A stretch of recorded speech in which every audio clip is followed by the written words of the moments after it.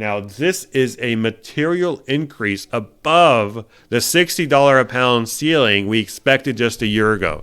So all these people were making predictions on what the floor and the ceiling was for the uranium spot price. Kazakhstan had to cut production to ensure positive price action, and Bank of America was making predictions along the lines of $60 a pound being the ceiling. Well, now they've adjusted it.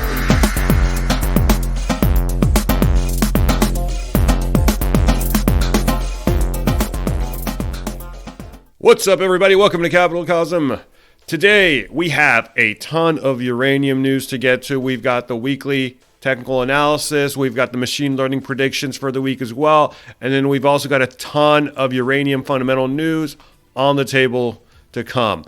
But before we get started, I've got a thank you to give out to each and every one of you who have stuck with me throughout the way, because we just hit our 1,000 subscriber mark, and that means the channel will be monetized soon, and this is going to make the entire operation, the entire channel, a lot more sustainable for me moving forward. So thank you. Be on the lookout. We're going to have a celebratory live stream. I'm going to try out my first ever live stream in the next week or two, so we'll see how that comes out, and we might have some surprises in store for you as well. So just FYI. Before we get started, though, with the technical analysis, nothing in this video is financial advice. I'm not a financial advisor. Do your own due diligence. All right, let's get started.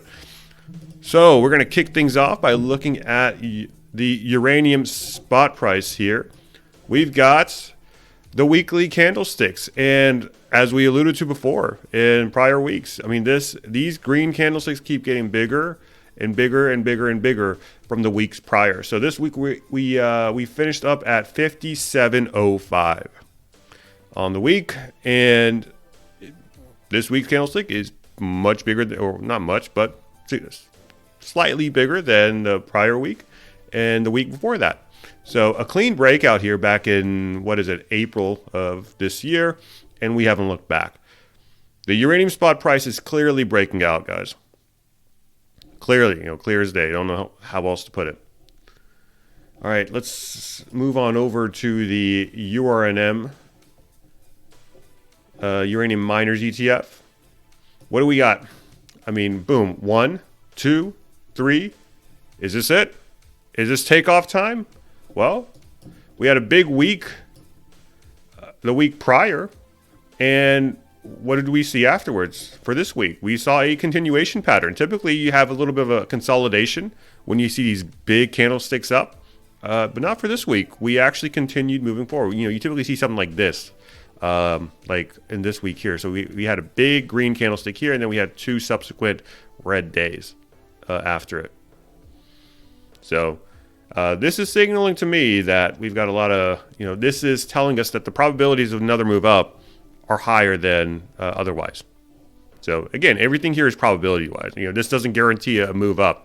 So just because we're seeing the signals for another green week for the miners doesn't mean that it'll actually happen. It just means that the odds are simply there. And the best thing we can do is just play the odds. All right. Oops, not yet. URNJ, the Uranium Juniors ETF. This is a new ETF, so not much data to go by, but we do see a green hammer candlestick. Hammer candlesticks are reversal patterns or signals to the upside. It means that the buyers significantly overwhelmed the sellers. We saw the price get all the way down to $16, whatever it is down here, and then the buyers quickly moved it back up. You see a somewhat long whisker at the very bottom. We saw it last week as well, although it wasn't as pronounced of a hammer pattern as this week is, but still, it signaled to us that we saw some upside to come. This was a bullish engulfing from the prior week, and bullish engulfings tell us that the odds are that the next subsequent interval would yield something in the green, something moving up, and that's what happened this week. So, and this week is signaling more upside to come as well, a continuation pattern of our current trajectory, which is up with respect to URNJ. Now let's look at URNM divided by the uranium spot price. We had a bullish engulfing the week prior, and this week doing a little bit of consolidation. It's actually pretty much flat, when you really look at it. This is the kind of stuff you'd expect. We essentially want URNM to begin outperforming the spot price, and when that happens, you start seeing this number move up. And why do you want that to happen? Well, it's simply because it's when money starts flowing into these miners as opposed to the actual spot price, as opposed to the actual metals price, it's a sign that there's institutional confidence that this thing is going to move up. So you have more money moving into speculative names. And with that said, let's look at URNJ divided by URNM. Now, for the very same reason why we want URNM to move up against the spot price of uranium, we want URNJ to begin outperforming URNM.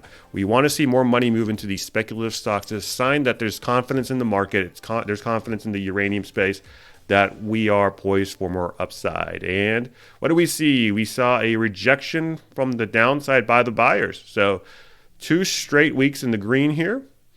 Looking good for URNJ versus URNM. Let's look at uranium versus gold. Let's price uranium and gold, see how that's coming along. Now, clean breakout here. Boom. 1, 2, 3. Boom. Breakout. Didn't look back. Boom. 1, 2, 3, 4, 5, 6 green candlesticks. And, this thing has momentum, guys. You thought gold was doing well over the past several months? Well, uranium is beginning to outperform it since about April. What about oil? Let's look at oil. So uranium price and oil. What do we got? Okay, well, this is when oil went to negative territory. I would disregard that as an anomaly. So for the week, we've got a bullish engulfing. When this green candlestick overcomes or completely eclipses or engulfs the prior week's candlestick, that's called a bullish engulfing. And when that happened, that's another sign of more tailwind ahead. All right,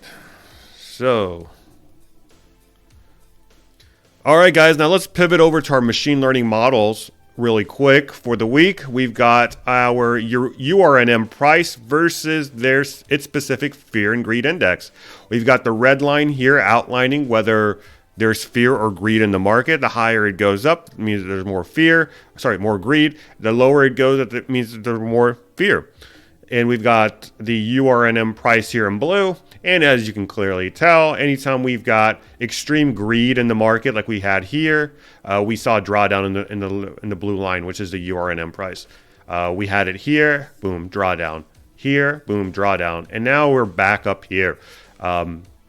If what the technical analysis is telling us, which is more upside to come, given all the bullish engulfings and the hammer patterns and all this stuff, it could be a case along the lines of what we had here, where we saw extreme greed, but yet we kept pushing forward nonetheless. Now, we did see a bit of a drawdown into fear territory, but not much. We saw extreme greed here, which led to a little bit of a drawdown here. We saw extreme greed here, which saw a little bit of a correction here. So we'll see. But the uranium price has moved up fast. It moved up a lot in a short amount of time, which is what elicits this fear and greed index to move up to greed territory. Let's look at our prediction model. Let's zoom out a little bit here. Okay. So to kind of recap, the blue line is your actual uranium spot price, proxied by SPUT. And then you've got your red line here, which is your predicted model price. Now, the red line is essentially what the model thinks is fair value. And as you can see here, anytime we deviate significantly away from the predicted value, the red line, then we see a strong correction back down where we overshoot. And then vice versa on the upside. So we saw this here all the way back in 2007. We peaked all the way up here versus the actual fair value price, and then we corrected to the downside thereafter. We saw the polar opposite here in 2020 and 2021, where the predicted value was substantially higher than the actual value of uranium. And then we saw a huge correction to the top side. Currently, We were at undervalued territory for a number of weeks, but now we've pretty much reached parity with the model.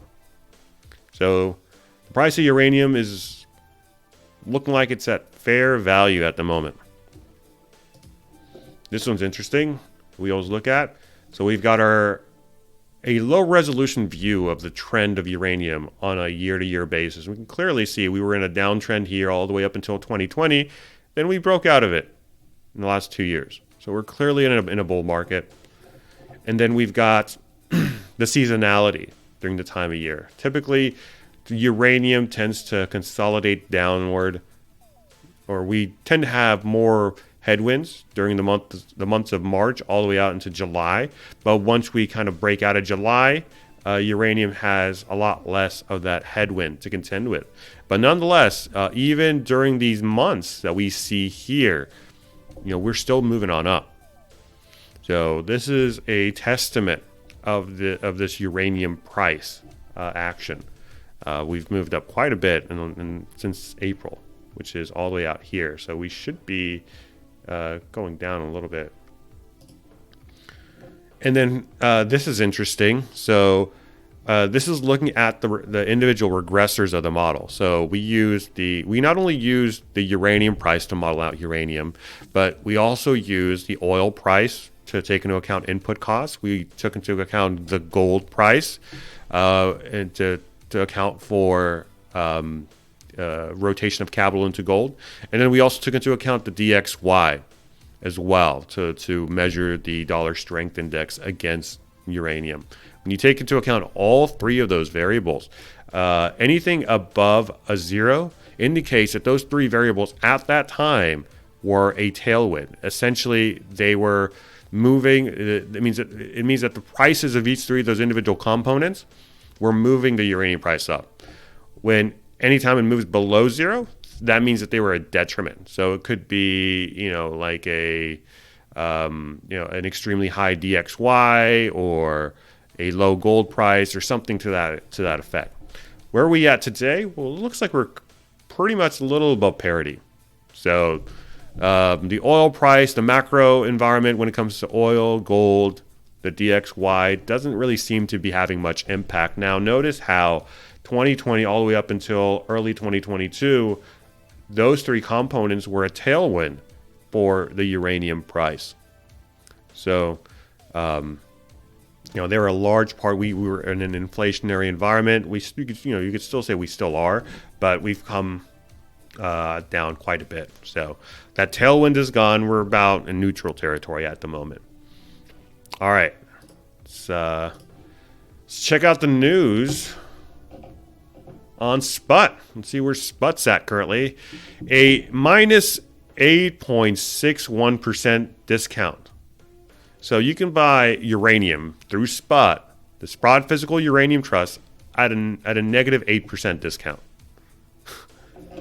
And why is that? Well, let's take a look at this chart. So the yellow line here is the NAV, the net asset value of all of their uranium holdings.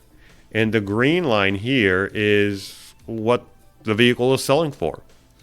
And anytime this green line is below this yellow line, that means that you're essentially getting a discount to all the uranium that SPUT holds. And we've been in discount territory for quite some time, as you can see here. And when SPUT's at a discount, they don't buy uranium off the market. So all this SPUT price action that we've been seeing has not been elicited by SPUT like it was in July all the way out until March of 2022. Okay? So there's something else happening in the market. It's not just SPUT vehicle just pulling pounds out. Let's look at sentiment. Uranium stock sentiment over time. We're still in the dirt, guys. We had this big peak in uranium stock Google searches. This was around September or so. This is indexed at 100. If that's indexed at 100, we're currently at 3. So uranium sentiment, let me move this a little bit down. So uranium sentiment is about 3% of what it was at the peak of September of 2021, which was the high point. Let's move on over to Twitter. We've got John Quakes here with some news for us. So he says, after a long hiatus, uranium stocks are back on the radar for Larry McDonald and his 650 plus institutional subscribers to the Bear Traps report. So what does he say? He says we would be aggressively adding to all uranium longs here as CCJ breaks out. So we've got this highlighted section here. CCJ, one of our highest conviction longs since 2020. We're long a third, looking to add a complete, a long 3 out of 3 URNM ETF. So they're looking to complete their uranium position sizing with adding URNM to their portfolio. What else does he have to say here? Let's see. All right. Technical difficulties. Got it. All right. That was weird. So the conclusion he says here, we would be aggressively adding to all of our uranium longs, but our favorite play, as our readers are well aware, is low-cost juggernaut Cameco. Oh, and from our recent discussions, we believe there are a number of traders in these names that are very much so offsides, i.e. short, underweight uranium equities. So could we start seeing a short squeeze? Is that what he's alluding to? So many people, so many traders have shorted this thing, and there's not, they've pretty much used up their load. There's not much more downside to come. We'll see where it goes. So we could be seeing a short squeeze in uranium, and that seems like what he's alluding to. What else have we got here? So he said we would highlight the stability and upward trend of the physical price, while equities are perhaps the most dislocated from fundamentals in 5 years. Yeah, no shit, Sherlock. Trying not to anger the YouTube gods there, but 5 years of so more dislocated from the fundamentals in 5+ years. So URNM, URNJ, all these uranium equities that we're saying are dirt cheap versus the actual metal. Let me take you back here for a quick second, actually. Let's look at URNM versus the uranium spot price. Now, we did have a little bit of a move up here. But let's take a more zoomed out look. So we're still all the way down here, y'all. If we have to retrace back to these highs here, this would take us to a 96.22% increase. Okay? Come all the way from here to here.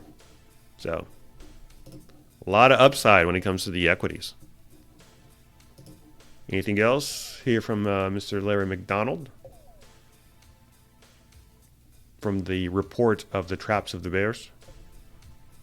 Let's see. Yeah, stalling for this glitchy Twitter to move. It doesn't seem like there's anything else. They've got this chart here of the various bull markets. So you've got bull market 1, 2, and 3. Bull market 1, say 629% increase within the span of 5.3 years from the valley all the way up to the top. Bull market 2 from 2000 to 2007, now 6.5 years long, saw a 1900% increase across those 6 years from here to here, from the lowest point to the highest peak. Currently, bull market 3. It's been 6.5 years as well, but we've only moved 185%. So if this is the end of the uranium bull market, it would go down in history as the most underwhelming, the least eventful uranium bull market ever. Granted, there's only been 3 of them, but by a long shot too. What else we got? And yeah, so this is basically a chart of Cameco. We kind of looked at this already. We saw the 3 humps here, 1, 2, 3, and then boom, breakout. Is that what we're about to see on URNM as well? We have the same looking pattern there too. All right, so I think you guys get the idea. Essentially, one of the big precipitators of the last big great leg in uranium in late 2020, December 2020. That was precipitated by Larry McDonald's Bear Trap report. Yep. And now he's, acting very bullish again. So take that for what it's worth. Let's go into some geopolitical news here. We've got China and Russia lock horns over Kazakhstan's uranium. So Kazakhstan, if you don't know already, and you're a uranium investor, you should definitely know that Kazakhstan is the largest producer and exporter of uranium globally, mining and exporting more than 40% of the world's supply. Up to now, it's been the major supplier for Russia, and before that, the Soviet Union. But today, other countries are becoming more involved, including Western countries such as the United States, which wants to limit its imports of Russian processed uranium, and China, which hopes to transition from coal-fired production of electricity. Okay, so both the United States and China, two big juggernauts of energy, want to get in on the Kazakhstan uranium action. So it's triggered a geoeconomic competition that's rapidly growing into a geopolitical one, given that at least one in the short term. Kazakhstan may not be able to increase exports to one country without reducing them to another. Wow. Or at least holding the latter constant. So why is this important? Kazakhstan has recently showed signs of wanting to join the BRICS nations. They want to become the K in BRICS, okay? And we've got, who are the biggest juggernauts, two of the biggest juggernauts in BRICS to begin with? It's Russia and it's China. Now, Kazakhstan's already supplying a large chunk of Russia's uranium exports, Russia's imports rather, and China now wants to get in on the action as well. They've been leveraging a lot of these coal-fired plants, but now they want to be more invested in the nuclear sphere. So Kazakhstan's in a really tough place because if you can recall, Kazakhstan was actually anticipating reducing its production by 10% to maintain, price action, maintaining the price stability. So it even says it here. So 2 years ago, a dramatic turnaround given its statement from 2 years ago that it was cutting production by 10% to maintain prices given the declining demand for nuclear power plant fuel. Given that China is even more dependent than Russia on imported uranium, Beijing produces little of its own. This will link the two countries more tightly together in ways at least as important as the construction of new rail routes. So essentially, China and Russia have to figure out a way to partition out Kazakhstan's uranium production. So Kazakhstan has had to shift from a 10% production cut because from what they were seeing, decreased demand in nuclear fuel, to now being so overwhelmed in demand coming from China and other places that they now have to increase 50%. Let that settle in. All these predictions that were made last year over, we're going to do all that we can do to maintain price action moving positive and to our best interest. Well, that's all out the window now because now they can barely supply the uranium. They've got to increase their production. Let's look at this article here from Stockhead. It says uranium's next upward move could be particularly strong and chaotic. Interesting. So 3 big bullet points. SPUT could be used to push yellow cake prices sharply higher. Yeah, obviously.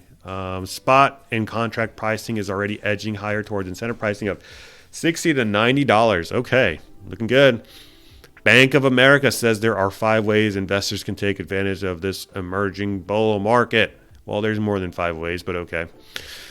So they're basically going through SPUT here. They're describing what SPUT is to the kind of like the newer investor type into this space. I think you guys already got the idea there. So they say here, higher prices are needed to incentivize new productions. $60 to $90 seems to be the new consensus price to incentivize new projects to come online. Following a bunch of panel discussions, blah, blah, blah. SPUT, which is just an indication of term contract pricing, is currently edging towards $60. Okay, we're at 57. Term contracts are already starting to reflect the higher prices. And this is really interesting. So it says minimum floor prices have risen to $48 and to between $48 to $50, and ceilings have moved to $75 to $80. Now, this is a material increase above the $60 a pound ceiling we expected just a year ago. So all these people were making predictions on what the floor and the ceiling was for the uranium spot price. Kazakhstan had to cut production to ensure positive price action, and Bank of America was making predictions along the lines of $60 a pound being the ceiling. Well, now they've adjusted it to $75 to $80 a pound. Are they going to have to adjust it again? Probably. A number of our panelists suggest that they are not in a rush to commit their pounds right now and would rather hold those pounds or have them 100% market linked to spot to capture potential upside as price increase. So the producers are not selling their uranium. They know where the price is going. And they're anticipating the price being linked to spot. Why that's important? Well, you've got all these uranium vehicles coming online. SPUT, Zuri, Yellowcake, two others I can't think off the top of my head. But the retail market can essentially push a lot of production off the spot market. And when a lot of that supply is pushed out of the spot market, it's going to raise the spot price even more. Okay? So they got a forecast here. BofA Metal Strategist believes global mine production will not be able to keep pace with uranium demand, and commercial inventories will be needed to plug the gap. So their forecast implies a production deficit of 60 million pounds in 2035, on par with 15% Kazakhstan's annual output. So this is where we're at today. We've got the blue bars, which are the supply, and then we've got the dark blue line, which denotes demand. Okay? So whenever demand, you see this big space between demand and supply, you've got a supply-demand deficit. You've got much less supply to meet the demand, and that's going to subsequently raise the price. And what they're anticipating, they're actually anticipating supply to begin going back up in the years ahead to meet demand. But they're also anticipating that they won't be able to keep it at those levels for long. So we would see a divergence in the 2030s. Are you guys willing to wait till 2030 to cash out your uranium stocks? I think it'll come before that, though. These guys are fairly conservative, but maybe they're right. How can punters invest in the third bull market? Strange term, punters. So they talk about Cameco, SPUT, the miners and explorers, the nuclear power component suppliers, nuclear power plants, and the ETFs and all this stuff. Stuff that, pretty boilerplate ideas here. And then they've got a list of a bunch of ASX stocks as well. So kind of random, but okay. Well, that's all I got here today, guys. If you haven't already, hit the like button, hit the subscribe button down below if you enjoy this kind of content. And I will see you in the next video. Bye, y'all.